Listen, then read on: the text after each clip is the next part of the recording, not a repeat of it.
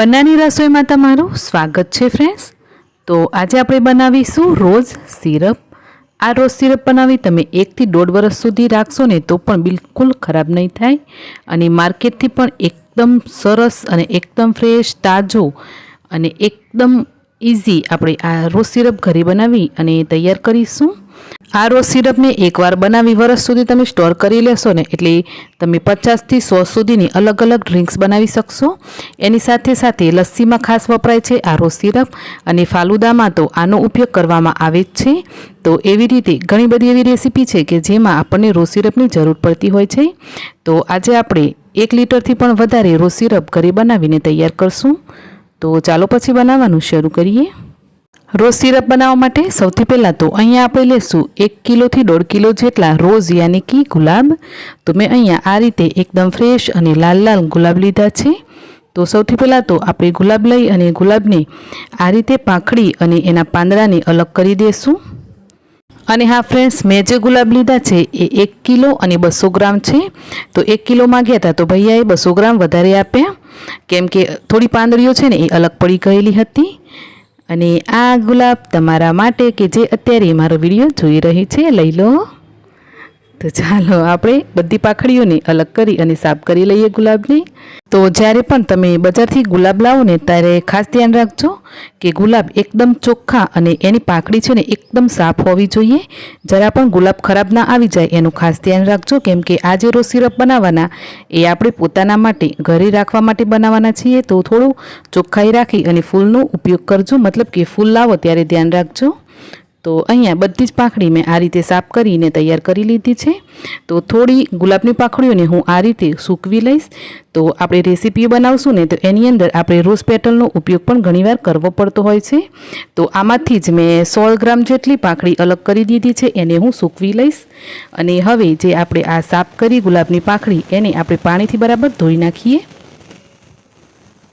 तो गुलाबनी अंदर थोड़ी घणी माटी के कचरो हशे ने ए बधुं निकળી जशे। तो आ रीते 1-2 पाणीमां पाखडीने तमारी पहेला तो सरस एवी धोई लेवानी छे। तो बराबर मसळवानी नहीं, परंतु शुं एने आम हळका हाथे आपणे एने धोईने साफ करी लेशुं। तो ज्यारे पण गुलाबनी पाखड़ी बराबर धोवाई गई एवुं लागे ने पछी तमारे आ रीते 2 हाथथी पाखड़ीने जे वासणनी अंदर सिरप बनाववानुं ए वासणनी अंदर लेवानी।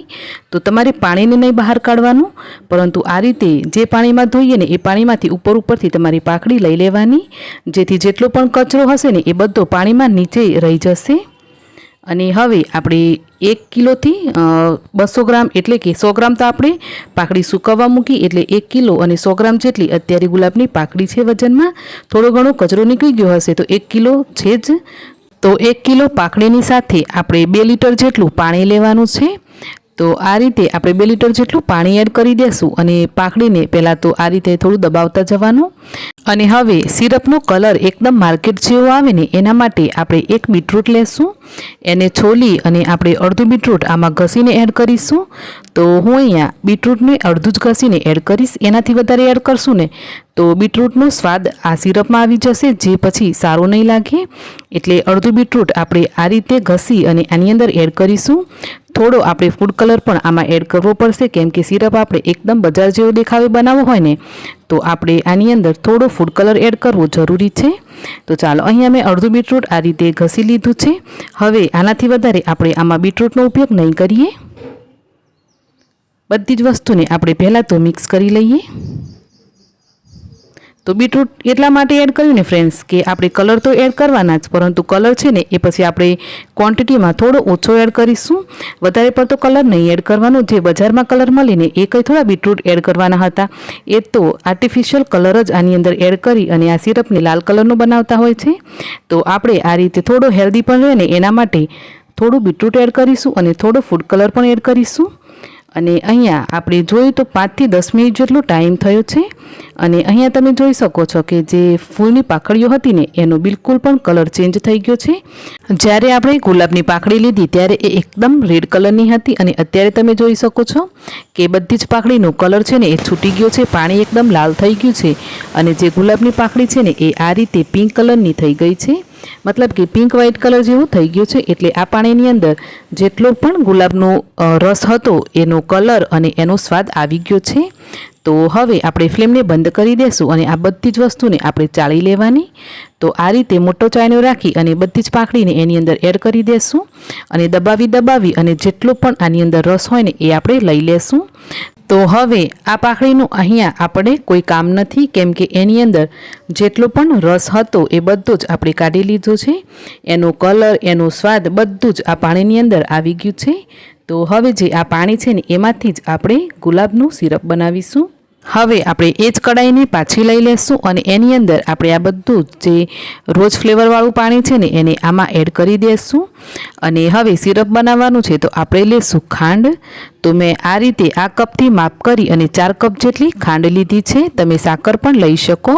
ને એ પાણી છે 2 થી 2.5 લીટર જેટલું, એટલે એની અંદર આપણે 800 થી 900 ગ્રામ કે પછી 1 કિલો જેટલી ખાંડ એડ કરીશું. તો આજે મેં વાસણ લીધું છે ને એનો માપ કરી અને મેં ખાંડ લીધી છે. તો 4 કપ મેં ખાંડ આની અંદર એડ કરી દીધી છે અને વજનમાં ખાંડ હતી એ 800 ગ્રામ જેટલી લીધી છે. તો અહીંયા તમે 1 કિલો જેટલી ખાંડ લઈ શકો છો.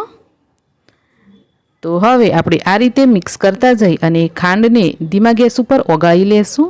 જ્યારે એકદમ ખાંડ છે ને એ ઓગળી જાય ત્યાર પછી જ ફ્લેમને આપણે મીડિયમ ટુ હાઈ કરીશું અને કન્ટિન્યુ આને આ રીતે ફેરવતા જઈ અને સિરપ બનાવવાનું છે. અને કન્ટિન્યુ મને આ રીતે સિરપને બનાવતા અત્યારે 30 મિનિટ જેટલો ટાઈમ થઈ ગયો છે.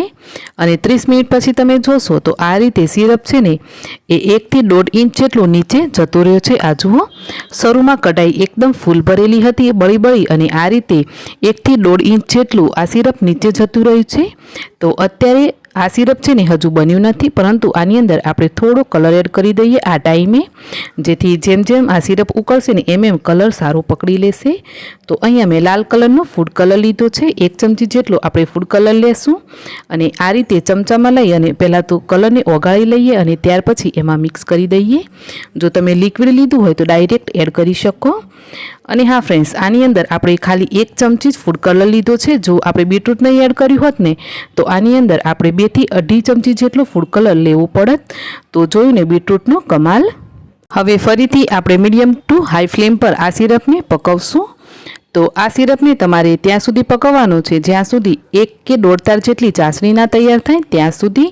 ત્યારે જ તમે આને સ્ટોર કરશો ને તો એ આખા વર્ષ સુધી એવો ને એવો રહેશે, બિલકુલ પણ ખરાબ નહીં થાય.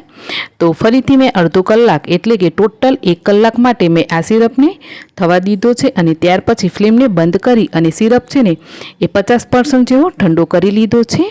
અને આ રીતે કર્યા પછી એની અંદર આપણે 1 ચમચી જેટલો સાઇટ્રિક એસિડ એડ કરીશું, એટલે કે લીંબુના ફૂલ. તો 1 ચમચી જેટલા લીંબુના ફૂલ એડ કરીશું. તો રોજ સિરપ બનાવીએ છીએ ને એટલે લીંબુના ફૂલ આપણે થોડા ઓછા ક્વોન્ટિટીમાં એડ કરીશું. વધારે ક્વોન્ટિટીમાં તમે લીંબુ ફૂલ એડ કરશો ને અને ત્યાર પછી તમે દૂધમાંથી કોઈ શરબત બનાવશો તો એ ફાટી જશે. અને આમ પણ આપણે આ રોજ સિરપ ઘરમાં બનાવીએ છીએ, ઘરમાં વાપરવા માટે, તો વધારે પડતું એની અંદર લીંબુ ફૂલ નહીં એડ કરીએ.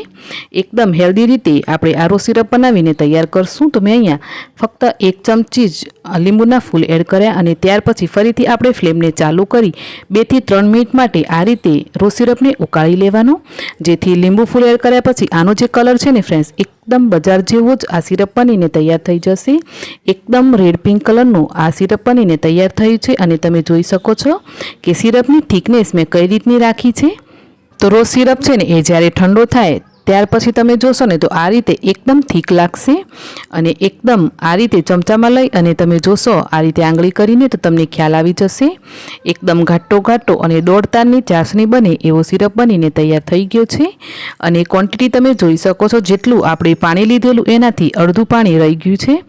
તો આ રીતે જેટલું આપણે પાણી લીધેલું 2 લીટર એમાંથી ખાલી 1 લીટર જેટલું જ આ સિરપ રહ્યો છે. ત્યાં સુધી આપણે એને બનાવી લેવાનું. અને અહીંયા તમે જોઈ શકો છો એને સ્ટોર કરવા માટે આપણે એક કાચની બોટલ લેશું અને એની અંદર બધો સિરપ આપણે રાખી દેશું. તો જેમ જેમ હું સિરપ રેડું છું ને ફ્રેન્ડ્સ, તમને ખ્યાલ આવતો હશે કે સિરપ કેટલો સરસ બનીને તૈયાર થયો છે. કદાચ આવો સિરપ તો માર્કેટમાં પણ નહીં મળતો હોય અને 1 લીટરથી પણ વધારે બન્યું છે. તો તમે જોઈ શકો મેં એક નાના વાસણમાં પણ આ સિરપને લઈ લીધો છે. આ નાના વાસણમાં લીધો ને એ આપણે પહેલાં વાપરી લેશું. અને બોટલવાળો છે ને એને આપણે ફ્રીજમાં રાખી અને એને 1 થી 1.5 વર્ષ સુધી રાખશું ને તો પણ બિલકુલ ખરાબ નહીં થાય. અને સાચું કહું ને તો મને આ રીતે સિરપને તમને બતાવવામાં બહુ જ મજા આવે છે, કેમ કે એકદમ સરસ આ સિરપ બનીને તૈયાર થયું છે. તો તમે આ જ રીતે રેસીપી ફોલો કરી અને આ સિરપ ઘરે બનાવીને જરૂરથી ટ્રાય કરજો. તો ચાલો, સિરપ તો આપણે બનાવીને તૈયાર કરી લીધો છે. થોડો વિડીયો પણ લાંબો થઈ ગયો છે, તો એની સાથે સાથે બીજું 1 મિનિટ લઈ લઈએ અને આપણે આ સિરપનો ઉપયોગ કરી અને ડ્રિંક બનાવી લઈએ. તો 1 ગ્લાસ લીધો છે, એની અંદર આપણે સિરપને આ રીતે સજાવી લેશું અને ઉપરથી બીજું 1 ચમચી જેટલો સિરપ એડ કરી દેવાનું. તો 1 થી 1.5 ચમચી મેં પલાળેલા ચિયા સીડ્સ લીધા છે અને ત્યાર પછી આપણે 1.5 ચમચી આની અંદર ગોંદ કતીરા લેશું. તો ગોંદ કતીરાને મેં આગલી રાતે પલાળીને રાખી દીધેલો અને હવે એકદમ ઠંડુ દૂધ એડ કરીશું. તો અહીંયા આપણું રોઝ સિરપ ફ્લેવરનું દૂધ તૈયાર થઈ ગયું છે. તો આ રીતે તમે દૂધ શરબત બનાવીને પણ જરૂરથી પી શકો છો. આ પેટમાં અને આંતરડામાં બહુ જ ઠંડક આપતું હોય છે. તો એકદમ સરસ ઠીક બજારમાં મળે ને એનાથી પણ સારું ફ્રેશ આપણું રોઝ સિરપ ઘરે બનીને તૈયાર થઈ ગયું. એમાંથી આ જે ડ્રિંક બનાવીને એ તો પીતા રહી જઈએ ને એવું બનીને તૈયાર થાય છે ફ્રેન્ડ્સ. તો આજની રેસીપી બહુ મસ્ત છે. તો તમે આ રેસીપીને જરૂરથી એકવાર ટ્રાય કરજો. તમે ઓછી ક્વોન્ટિટીમાં બનાવીને ટ્રાય કરજો. અને હા, રેસીપી તમને કેવી લાગી મને કોમેન્ટ કરીને જરૂરથી જણાવજો ફ્રેન્ડ્સ. અને મારી મહેનત તમને થોડી ઘણી પણ પસંદ આવી છે તો વિડીયોને લાઇક શેર કરી ચેનલને જરૂરથી સબસ્ક્રાઈબ કરજો. તો મળીશું એક આવી જ નવી રેસીપી સાથે. આવજો.